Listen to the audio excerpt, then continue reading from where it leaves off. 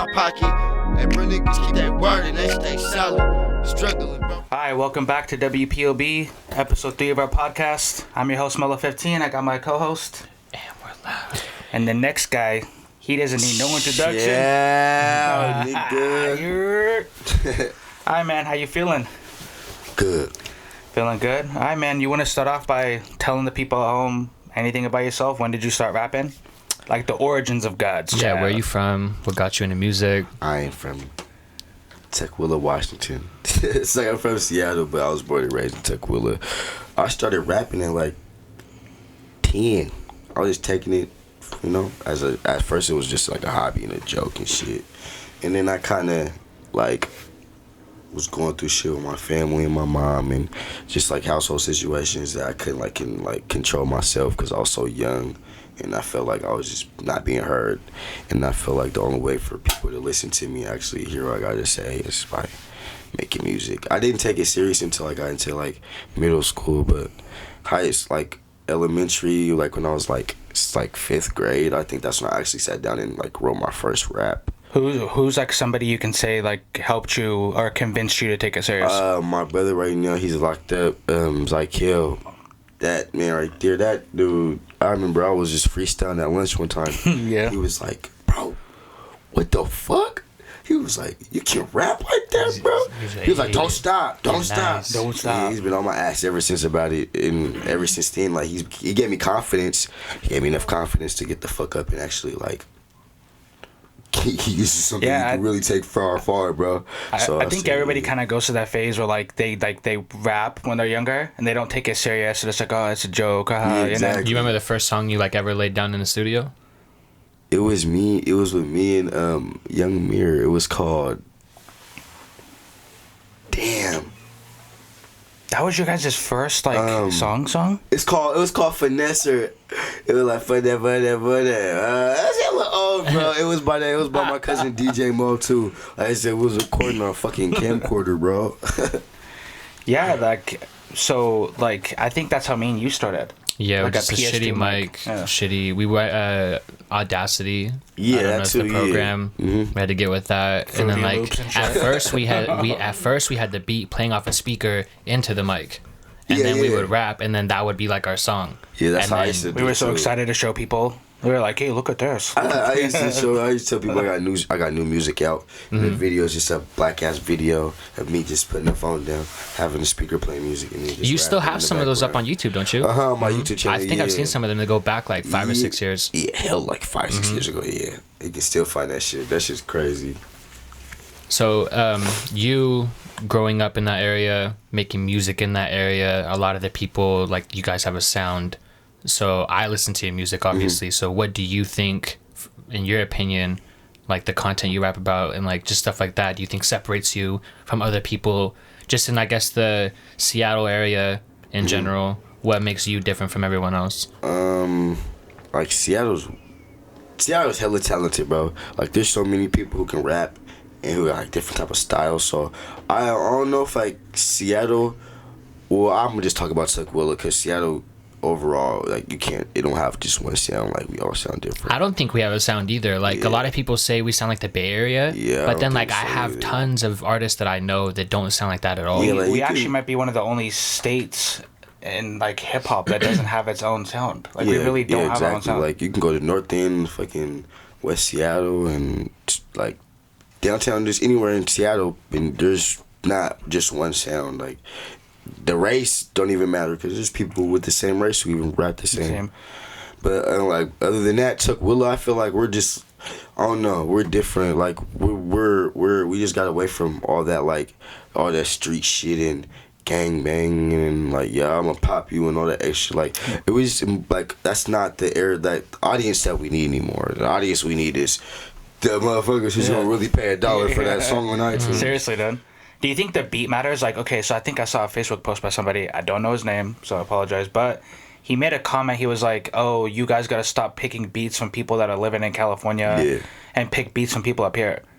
He made a comment saying that's why he thinks that we all sound like we're from different areas because the beats that we all pick aren't from here. But what kind of beat would you pick from here that's a Seattle? I don't. Bro, I get it, but That's a weird question, because first of all, how the fuck does a beat describe an area? How does a beat describe a... Well, because I think if like I know it's super popular, but like people will look at Mozzie type beats. Yeah. But he's from the Bay, so maybe if you do a Mozzie type beat, everyone's like, oh, he sounds like he's from the Bay. Oh yeah. Or if well, you that do like, makes sense. Yeah, that you know, makes like sense. who else is from the like a Blueface SOB, type beat is probably yeah, popular now, Blueface type, SOPRBE. yeah. If you do like those type beats, then people will be like, oh, you sound like you're from the Bay, but really it's just the type beat you're doing that makes it sound like that. So because our flow ain't even nothing like that. I mean, there's some people out here who do want to sound like SOBRB and like rappers like that. the boy and stuff. Yeah, to be honest, I'm not a fan of that shit. I don't like that shit. I feel like you just rap about nonsense. Like, it might get you money, but like you can't really go far with talking about materialistic shit. Yeah, I mean, you know? for them though, like, you're right, and at the same time, like, you know how they did that song with Kendrick for the Black Panther album? Yeah, that song was actually good. Yeah, and like, so I heard a story where they were like, hey, Kendrick, what do you want us to rap about? Because, you know, we don't rap about like how you rap. And Kendrick was like, you know, hey, just be yourselves. Yeah.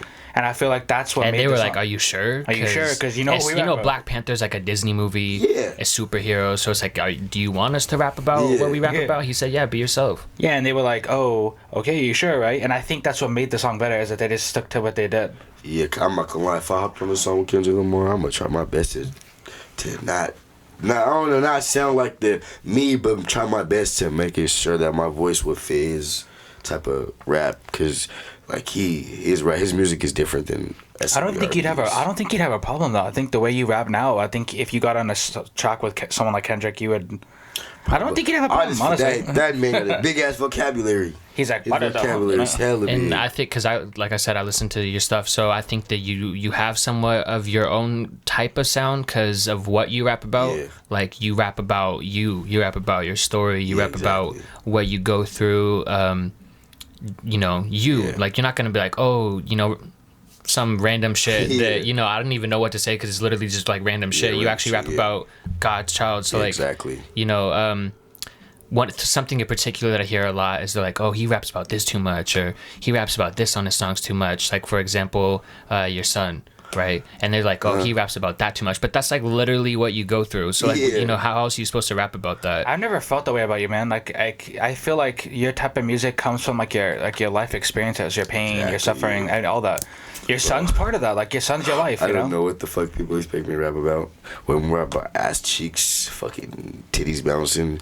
Like, what is that gonna give me besides club music? Like, just think about it, bro. There's kids who will sit in the room all night on their phone and just listen to music on YouTube. Mm-hmm.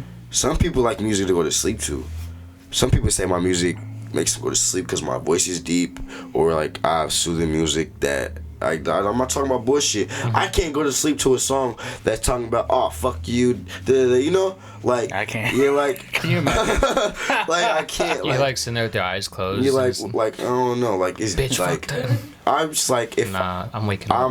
if I'm gonna rap about anything, I'm gonna rap about something that means the world to me and that Yeah. actually means something to me. Besides me just rap about bullshit, and I'm paying $50 an hour for studio time or $80 an hour, and I'm coming out with literally nothing. yeah. Like I feel like if I go in the studio and I'm rapping about bullshit, I didn't accomplish anything. If I go in there with something I wrote and it's about my life, I feel like I accomplished something, because first of all, I might not have been able to speak to somebody about that situation, so I put it in a song so now they can see how I feel. Something that can relate to. Yeah, exactly. Which brings me to the next thing that I wanted to speak to you about, because it's, you know, branches off that. Is the whole son situation, because people, believe it or not, are in your shoes. Yeah. There's people everywhere that have the same issues you got. Exactly. So when they hear you rap about that, that's something that they relate to, and it's like, oh, I fuck with his music because we're going through the same exact thing. Might even help them, to be honest. Yeah, so like for people that don't know, and you want to maybe shed some light on it about that situation, just about just the whole son situation. Yeah, I try to respect my baby mom.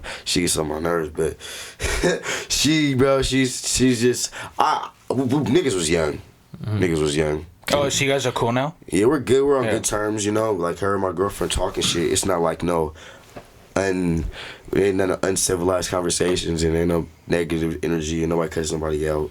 She got a boyfriend, you know, as he's a good figure on my son, so it's like before you're okay with it. Yeah, I'm okay with it. But before all that, even while I like rap about my son or even put that part of my stories, because like he got taken from me when he was 6 months.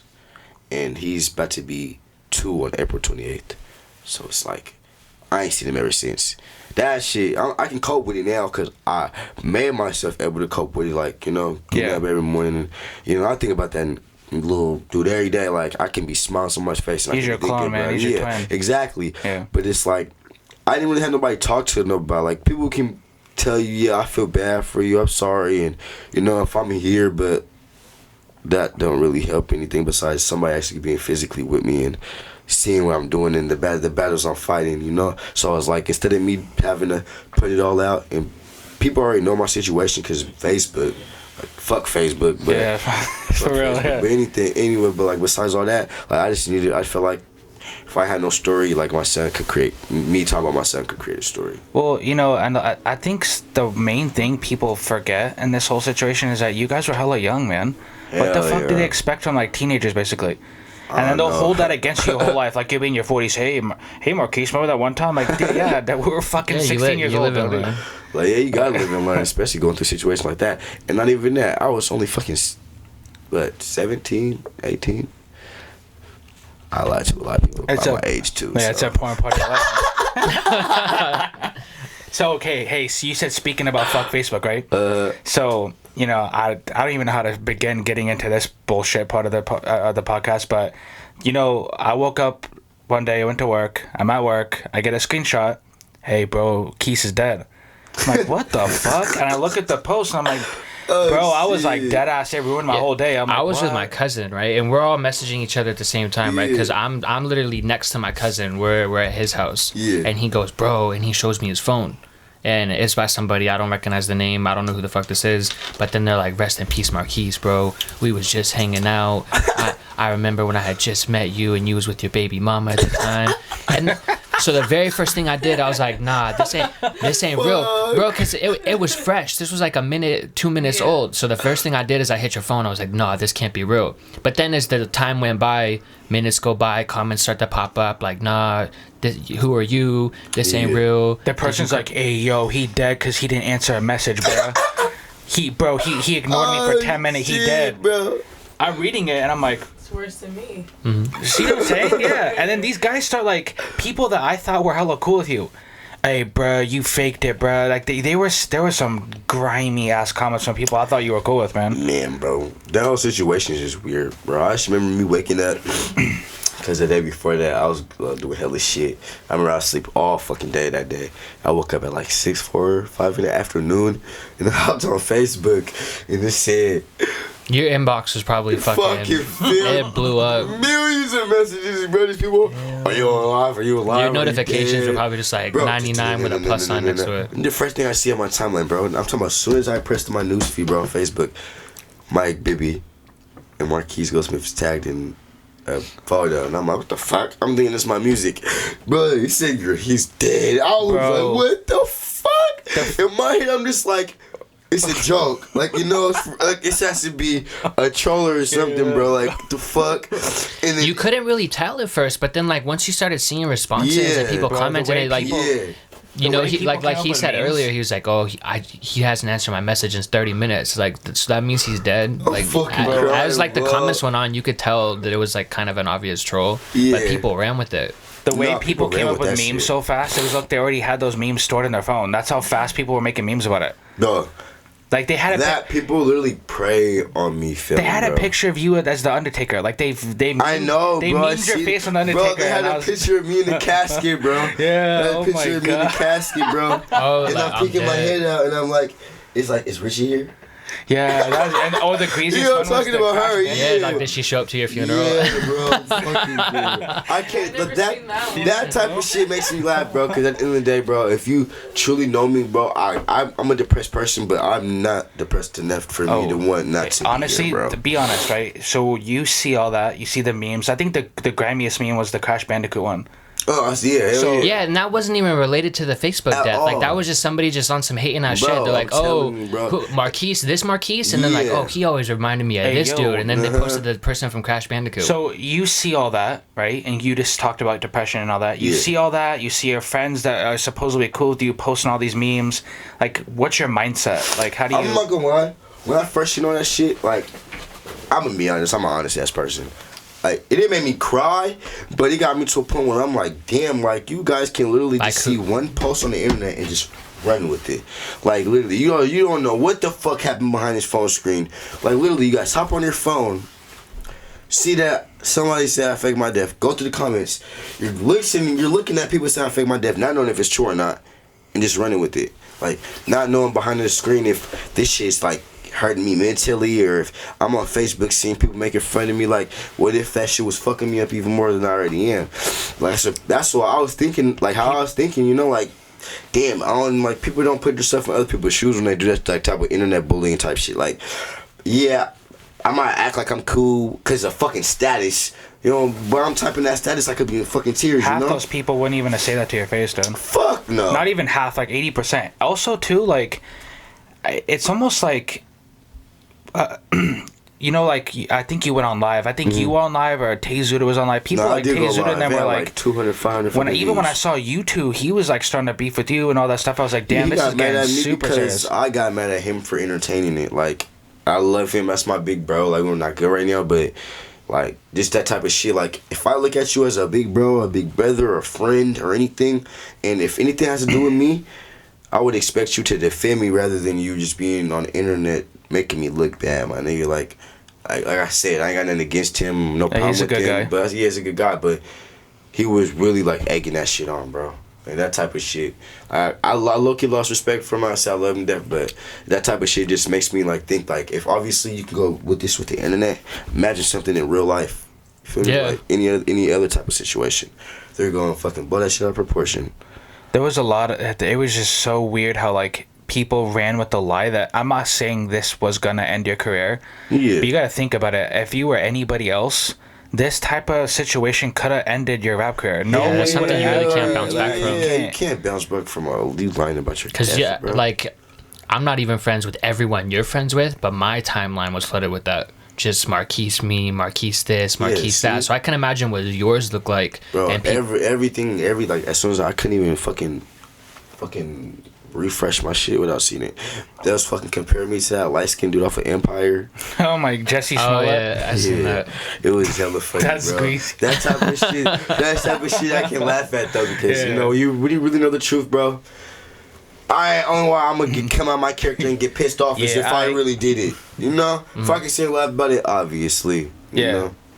So basically, kind of like you have to wait. Regarding the situation, like the whole regards to the situation. Do you believe that like Seattle has like a hate culture or like? Hell yeah. I don't want to say everybody in Seattle, but there is kind of low key a hate culture. Not everybody, but bro, if like it has to do with politics, bro. Like I'm from Tukwila. Let's say people in West Seattle. I'm gonna make a group with West Seattle people. If one of my friends or homeboys are beefing with the West Seattle dude, that's gonna stop literally all of us from making music together.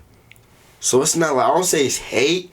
I just say it has to do with like people not wanting to be better than each other. Like if he does some dude better than me, why would I hop on this song? Why would I share it? Yeah. If he got more money than me, why would I put him on any moves to get him money? If he got more clothes than me, well, you know. Exactly. So I said this last episode of our podcast. I said that this area doesn't have a Drake yet, or they don't have a Dr. Dre or an Eminem, and everybody's trying to be the Drake of Seattle. Yeah. And so I was saying to myself like, a lot of it has to do with like, like you just said, I don't want to share your shit. I'm not gonna hop on a track with you. I ain't gonna show no love because why would I help you? Because it's like I'm trying to be that, so why would I push you to be that but instead? little do you know, if we all came together as one and had that same mentality, we could really go further, bro. Yeah, because honestly, to me, like I don't care about being the Drake of this area. I think a lot of us care about feeding our families and having a cool career. Yeah. Like I don't think any of us should care about any of that. But it seems like a lot of people do. So they do. All right, it's life. You have to fucking take care of your family. That's what we gotta do. Period. Unless you want to be a bum. Yeah, because like everyone's trying to be that industry guy from Seattle. Like because we have like Sir Mix-a-Lot and Macklemore,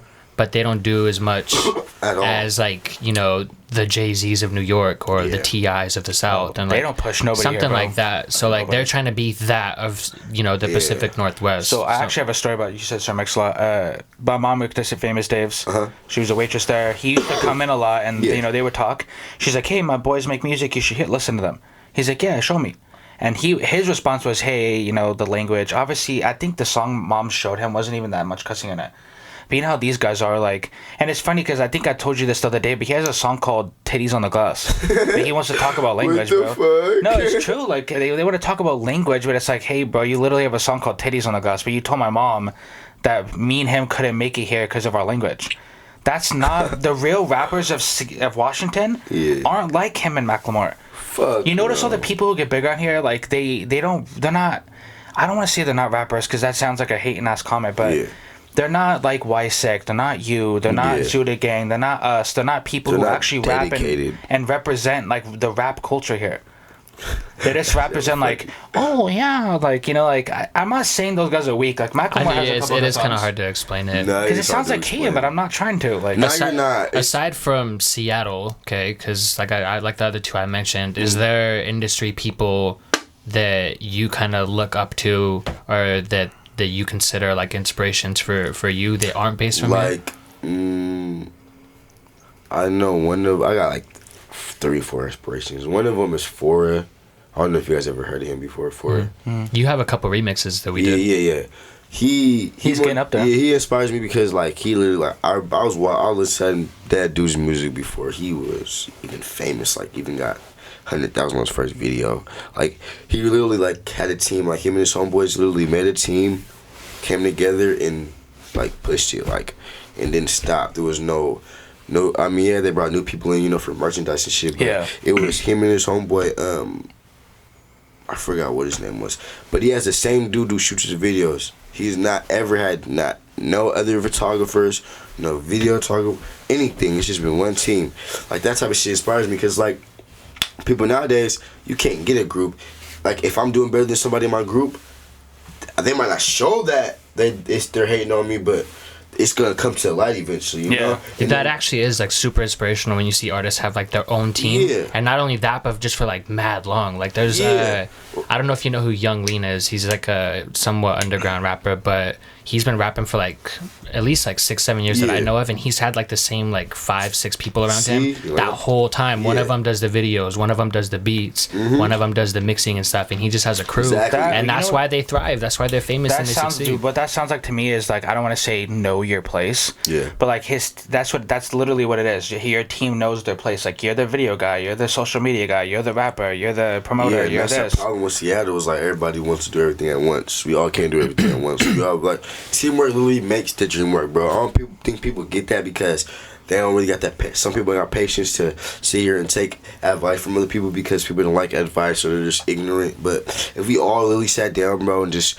like tried to be one, like how, like I said, for like he has a group of people like from when he was young, bro. Yeah. If you was to take the homeboys that you hang with every day, my nigga, and not hang out and pop it and really sit down and think of a plan and really like succeed and try to like take that shit further, you can really do it. Besides you just being by yourself and being ignorant and thinking you can do it all by yourself. And if I don't need his advice because I'm better than him. Yeah, like if it wasn't like that, it would be different. What? Oh, I got a good one. So speaking of industry rappers, what's an unexpected industry rapper that people like your fans wouldn't expect you to be a fan of? Like, who's an artist you're like low key a fan of that you'd probably like? I don't know. I remember one day I got on YouTube and I listened to this one song by Rest, bro. I forgot what song. I think it was called Ride Slow. He kind of reminds me of you. Speaking of that, I forgot what the song name was, but Ride Slow. Yeah, Ride Slow. Yeah, he can actually rap though. He can not just sing, he can rap. Uh-huh. I want to sing. If I could sing, I'll be turning these motherfucking mics up. Bro. I'm telling you. Hell yeah, bro. But like, bro, I've always wanted to sing, bro. Like, my voice is too deep, obviously. No, you got kind of like that Ja Rule kind of singing, like that thug singing, yeah. Yeah, because like you've sang on your songs, but it's not like, you know, like high notes and this and that. You got that kind of like. Yeah, I'm trying to hit a note though. I'm trying to like 5 of them bitches. Hey, I think I was telling you guys this the other day, but like Russ is funny because he doesn't even look. Remember how, I don't know if you guys heard about this, but when he like beat up Smoke Perp at that festival. Oh yeah, he don't. Like he didn't beat up, but he had his goons, whatever. Yeah, he don't look like that type of person at all. He looks like a calm, collected, innocent man. It's like, can you just imagine him sitting down in a chair with like his man bun, like, "Hey yo, go get Smoke Perp. Hey yo, we gotta take him out, yo." Like, can you just imagine? Oh I'm dead, bro. His man bun, bro. It's like, hey, yo, we got to do work. Nah, but besides Russ, August Alsina, bro, that man don't get no respect. His brother and his sister just passed away, bro. Russ is dead? Nah, August Alsina. Oh, okay. I thought it was the He has to take care of 4 or 3. I'm not sure. Yeah, a lot of people think like he fell off, but he kind of chose that himself. He took the step back because he had like a bunch of shit going on. That, well, just imagine if your nieces, first of all, your sister passes away of cancer, and then he has his own health issues right now too. Yeah, his heart issues. I don't know if I'm not saying it's true. I may be wrong, but I don't know if his brother got in a car crash or his sister did. But it was either way go. But both the little girls lost both of their parents. That's so sad. He took a yeah. step back of his own career to really like take care of them and bring them in as his own. I respect that. I couldn't even say he was falling off. I would just say he just music. You know how the internet is. Music matters, but at the same time, family is more important. What were your thoughts on the whole Nipsey situation? Damn, I was hella devastating, bro. It was out of nowhere. Like, I mean, I was smoking with my bro. My brother tastes sick. Was like, bro, look, Nipsey's dead, bro. He got shot. And at first, it was like he got shot. It was rumors that he wasn't dead yet. Yeah, because like shot. For the first I think 15, 20 minutes, like that's what it was. Is he just got shot. Yeah, he got shot. Everyone's just sitting there refreshing their timeline. I was on Twitter, and a minute, I don't know if it was a minute of it happening, but it said a minute ago, rapper Nipsey Hussle shot at his store. Yeah, see? And I'm like, a minute ago? And like he's right, like for the first half hour to an hour, like it wasn't confirmed that it was him. Yeah. There was a confirmed dead like it said, 2 shot, 1 dead, but they wouldn't confirm it was Nipsey. I'm sitting there reading it. I'm like, oh damn, like what? I'm sitting there like my heart's hurting because I'm like, damn, I don't want Nipsey to die. Yeah. I'm like, and I'm sitting there refreshing the fucking page like every second. I'm trying to refresh it, and then when I finally saw the news that he passed, it was like it hit, dude. I don't know Nipsey personally, obviously. Yeah. But like obviously he's like a big rapper in our community of rap. Not only is he, like I said before, not only is he's a great person, great dad, great father, all that stuff. He's like a very influential black leader in like the rap community, and like he does a lot for that community. So to lose someone like him under those circumstances, bro, it's just hella fucking fucked up, man. Yeah, I remember listening to him in like 2008 when he was like when he was fucking with Dom Kennedy tough. When him and Dom Kennedy was always rapping together.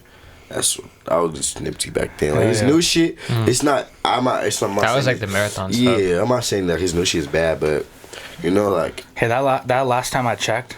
That shit goes hard as fuck, dude. Was that one song he made when he was like, some if. Is it that song with she Snoop? Could not like a mosquito. Whoa, what fucking song was that? I think it was like Beast Mode, some. If she could not like him.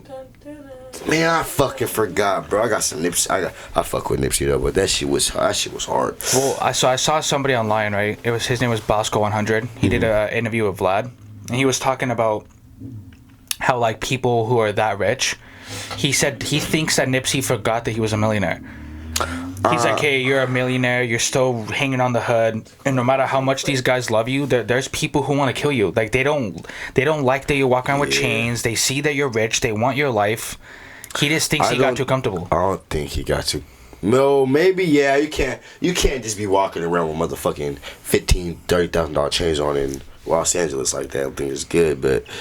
He just had like enough respect for him, because if it was really some politics shit, like he would have been like dead. Like I honestly think his death has something to do with that Dr. Sebi shit, regardless of what anybody has to say. Like because before Nipsey spoke out upon that, there was no problem with him. Like Nipsey never had you never even heard Nipsey get into any altercation. Have you heard the song Racks in the Middle?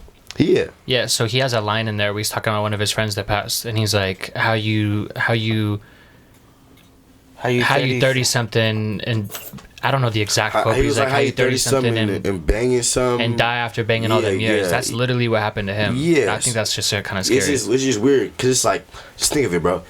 Nipsey Hussle, he don't get in no trouble. He don't get no bullshit. he's like He's not your average like gangbanger. He's dude. not. If he was gonna get into some gang type shit like that, bro, they would have been popped off at him. Because first of all, that marathon store been there. It's just not getting promoted, hella. Yeah, because but like it's been in Los Angeles, bro. Like right there, that store's been there, bro. So people can have their personal opinion about it. I just believe I believe somebody like the air Coulter guy was just somebody that was from there, didn't like what Nipsey said to him, or maybe was jealous or envious and just just murdered him. And that's such a sucky situation. I was trying to believe that, but once I fucking seen the interview about just him speaking about Dr. Sebi, and then Dr. Sebi just having the cure for all those diseases, bro. It just makes sense, because first of all, Dr. Sebi died because of what he had, like, and what he was able to bring to the world. Like, he literally made something that could literally save almost the whole world, bro. And for Nipsey, out of all the rappers, there's been a lot of rappers dying, but out of all the rappers, Nipsey's the only person that even had enough knowledge to even go back and like look into that. Yeah, and since like just think about, there's no other rapper who talked about Dr. Sebi, bro, and the only rapper who does, he passes away. Well, I think that I thought that at first, okay, when I saw all this happening, but then it is, I don't know, something about it doesn't make sense, because it's like, hey, if you guys are gonna try to kill him for that, like you're making the Dr. Sebi guy like 1,000 times bigger. Yeah, now everybody knows about him now. Everybody's gonna research about him. Oh God, his name's in everybody's mentions now. But so it's almost like if someone. But it's like if somebody even tries to leak a little bit of that out, they're done, bro. Well, I know Nick Cannon is finishing it, so hopefully we get that interview. We'll see him on a T-shirt next. So I actually got a cool little question to ask you. So speaking about rappers in general, just any celebrity, if you could have dinner with someone dead or alive, who are you picking? I think this is interesting, because I'm about to start asking everybody that comes in here. Like, there's like 2 people I can say. Actually, maybe 3. I said Oprah? Yeah, I said Oprah because business-wise, I know, like, she built hella from the bottom, so I know that I can maybe have a conversation that could lead me to something that could, like, change not my situation, but my life too. But if not Oprah, I want to sit down with T.I., bro. Just how his knowledge and how confident and how, like, because if you would just take away all the rapping shit and just put T.I. as a person, he's hella smart, bro. Yeah, he is. Like, that man's smart. He made Iggy famous, so. They meme a lot of that, because, like, the words he be talking expeditiously. And you would you want to see tremendously. There's nobody in the industry who has this knowledge, bro. Okay, what about someone who's dead at any point in history? You could have dinner with them. Somebody who's dead. Yeah, because you said Oprah and T.I., so they're both alive. So if you had to choose somebody dead to sit down and have dinner with and just chop it up, who are you picking? It doesn't even have to be a rapper, bro. It can just be anybody. Damn. That's hard, huh? I'm trying to think. Bro, I'll probably say Mac Miller, bro. That's not a bad one. I love his music, bro. I used to love his music. I just stopped listening to it because once he started fucking with Ariana Grande, it started changing. Yeah, I mean, you're not lying, but well, at least I love his. I'm not saying I love it now. I don't listen to it as often, but I remember, like, when I was like 15, 16, that's all I listened to was fucking Mac Miller. Literally. Yeah, high school when like him and Wiz were like blowing up. Oh my God, bro.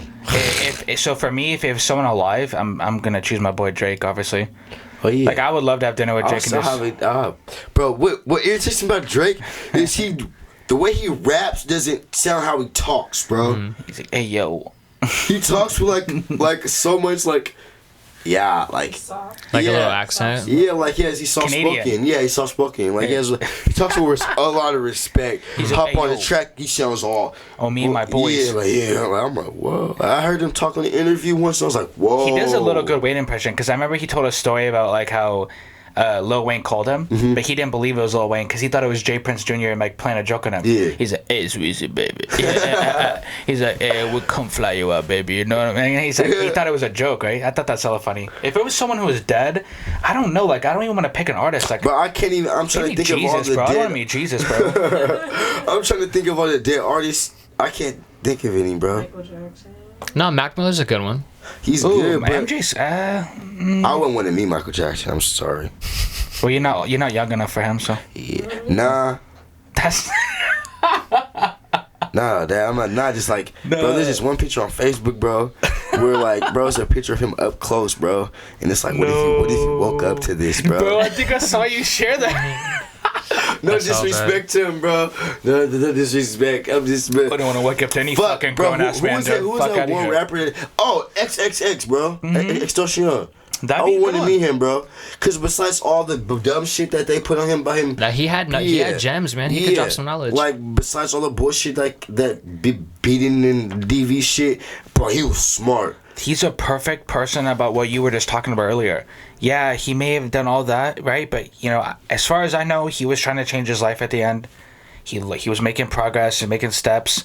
And, like, someone brought up a hella fire point. Like, what's his name? Malcolm X. Mm-hmm. If he would have died at the age of 23, or the same age that X died, he would have been known as a woman beater, somebody who did this.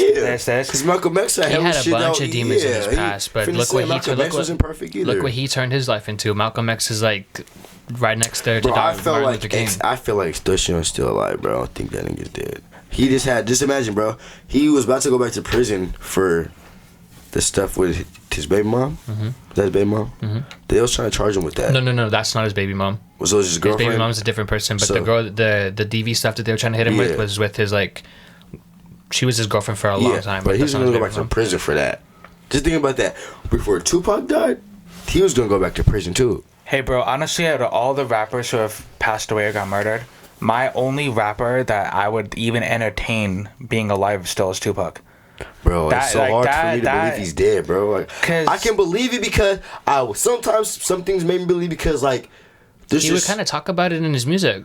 Yeah, like, the fact that he might listen to his songs, bro. It's kind of like hard, but like because he would drop like little small hints. Yeah, because I make songs sometimes that like say little things about me dying, but nah, he's like descriptive about it. Like you can like what the fuck, put pieces together and that shit would add back up.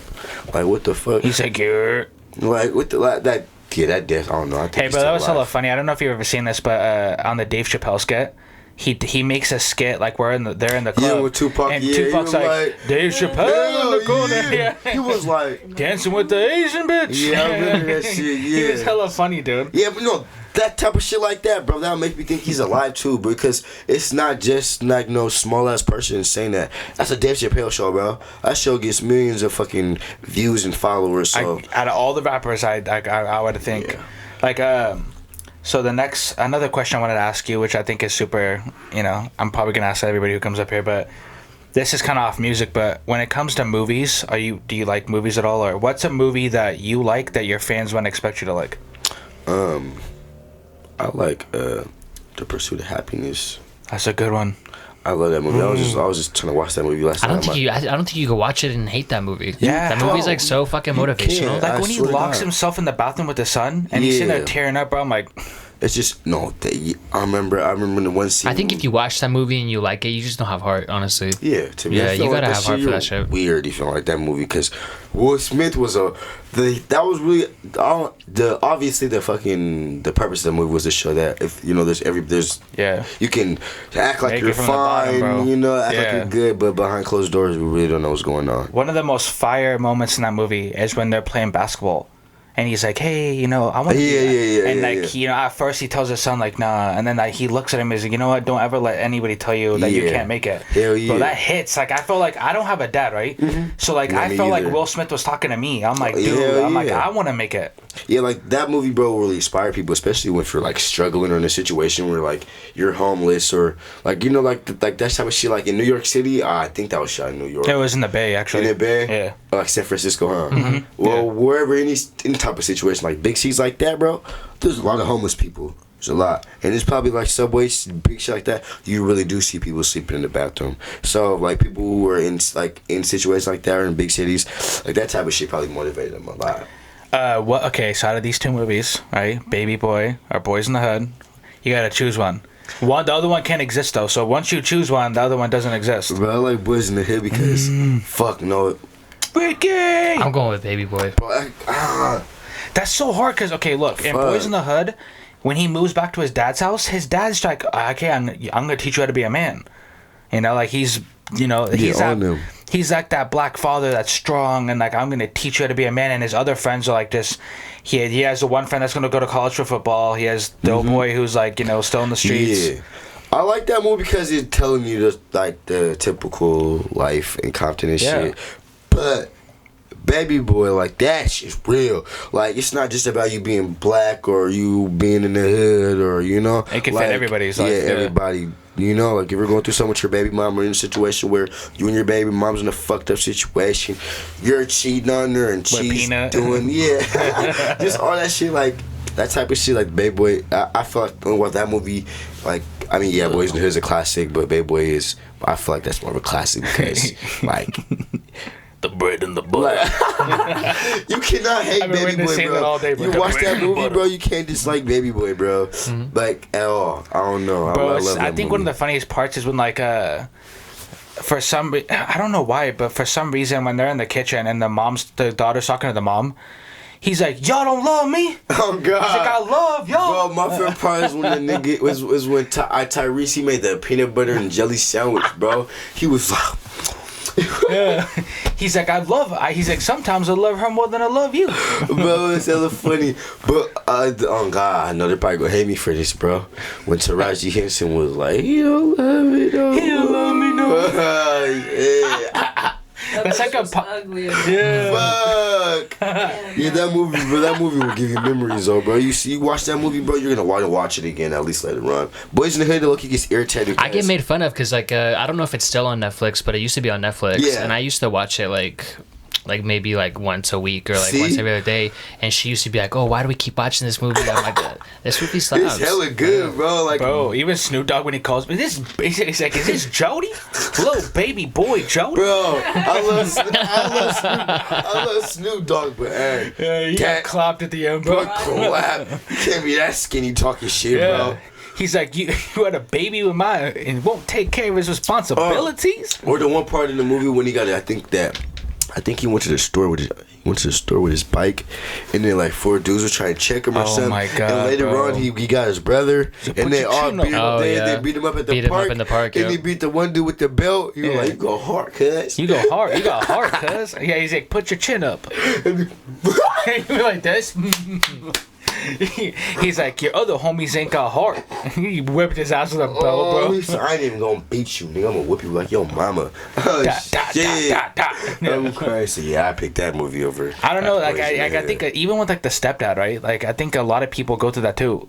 Like, it's like the problem. Like, like this guy's like fucking your mom, trying to tell you what to do. Like, bro, I'm grown, dude. Yeah, bro, I never got along with my mom's boyfriends. If it wasn't like. Only person I consider dad is my little brother's dad, but other than that, like I respect him because obviously my mom loves you and you're like supposed to take care of my mom. But a little bit like I'm not young. You like if I was young, you could respect my mom, and I can't really care about it because I don't really know what's going on, you know. But now. I'm grown. Like not so long ago, I love my mom. She might see this, but she kicked me out because I almost beat up her boyfriend. I ain't gonna get too descriptive, but he just thought it was just good. Like my little brothers is in here. Like, it's deeper than just me, you know, it's deeper than just Trust me, bro, I want to beat the shit out of my old stepdads. We got to run the fade before he died. You got to see me, dude.